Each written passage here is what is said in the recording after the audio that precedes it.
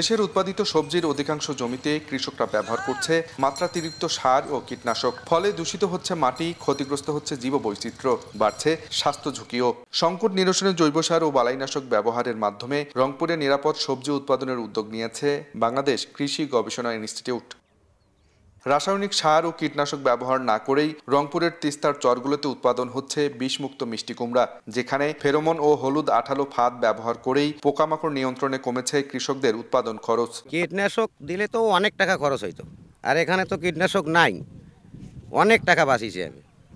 এটা বীজ দিয়েছে আমার বুড়িরহাট কৃষি গবেষণা, তো ওদের বীজে খুব ভালো ফলন। দেখেন কুমড়া ভরি গেছে ক্ষেত। অন্য অন্য চাষের থেকে এটা আমাদের ভালো কেন, এই জমিটার মধ্যে কোনো নাঙল দিয়ে চাষ করা লাগে না, এবং পরি থাকা মাটি যেটা যে বালু মাটি, ওই বালু মাটিতে আবাদ করা হয়। আর যদি এইটা আবাদ না করি তো ওই মাটিটা পড়ি থাকে। এই জন্যই ভালো যে অল্প খরচে লাভবান হওয়া যায়। বিকাশে কম খরচে ক্যাশ আউটের লিমিট বেড়ে 50,000, প্রিয় এজেন্টও 2টা। আমরা বাজার থেকে যে বীজগুলো কিনছি ওই বীজগুলো ফলন হয়নি, এই বীজটাতে অনেক ফলন আল্লাহর মধ্যে দেখা যাচ্ছে। বাংলাদেশ কৃষি গবেষণা ইনস্টিটিউটের বীজ, সার ও দিক নির্দেশনায় উৎপাদিত এই মিষ্টি কুমড়ার কদর রয়েছে বেশ। ভালো দাম পাওয়ায় উচ্ছ্বসিত কৃষকরা। কুমড়া মেলা টাকায় বিক্রি হয়েছে, রেটও ভালো পাইছে, এবার কুমড়ার রেট ভালো পাইছে, ফলন তো মোটামুটি ভালো হয়েছে। যাই হোক, এই বিষয়টা আগামী তো দেওয়ার চিন্তা ভাবনা করেন, আমরা এটা আগামী তো গাড়বো আর কি। বাজারে চাহিদাই আছে 15-16 টাকা কেজি, 13-14 টাকা কেজি, 18 টাকা কেজি চাহিদা আছে। এই বিষমুক্ত সবজি উৎপাদনে কৃষকদের অর্থায়ন করছে ইউনাইটেড কমার্শিয়াল ব্যাংক। সারা দেশে নিরাপদ সবজি উৎপাদন সহ স্বাবলম্বী করতে 15,000 কৃষককে আর্থিক সহায়তা দিয়েছে প্রতিষ্ঠানটি। বাংলাদেশের মানুষ যেন বিষমুক্ত সবজি খেতে পারে, বাংলাদেশের মানুষ যেন, কৃষকরা যেন উৎপাদন আরও বেশি বাড়াইতে পারে, বাংলাদেশের কৃষকরা যেন ভালো থাকে।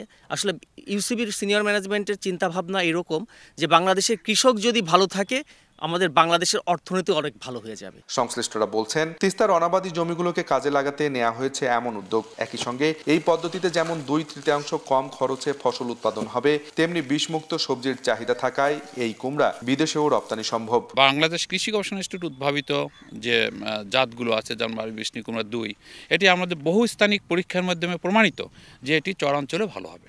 সেই ক্ষেত্রে আমরা তাদেরকে জাত, অর্থাৎ যে জাতগুলো এই চরাঞ্চলে ভালো হবে, আমরা সেই জাতগুলোর ব্যাপারে তো আমরা তাদেরকে প্রশিক্ষিত করেছি জাত ব্যবহার সম্বন্ধে। পাশাপাশি যে জাতগুলো মুক্ত পরাগায়িত, অর্থাৎ আমাদের কৃষক ভাইরা যেন নিজেরা নিজেদের বীজ উৎপাদন সংরক্ষণ করতে পারে, সেই ধরনের বাড়ি মিষ্টি কুমড়া 2 ওই ধরনের একটি জাত, এই জাত তাদেরকে তার অবহিত করছি।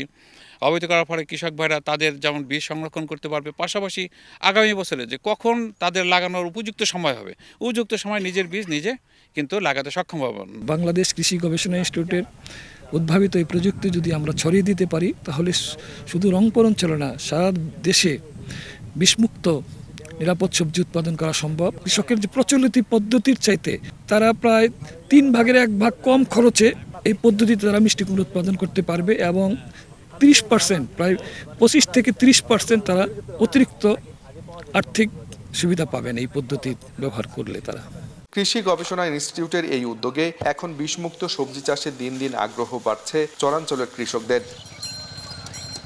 আব্দুর রশিদ জীবন, সময় সংবাদ, রংপুর।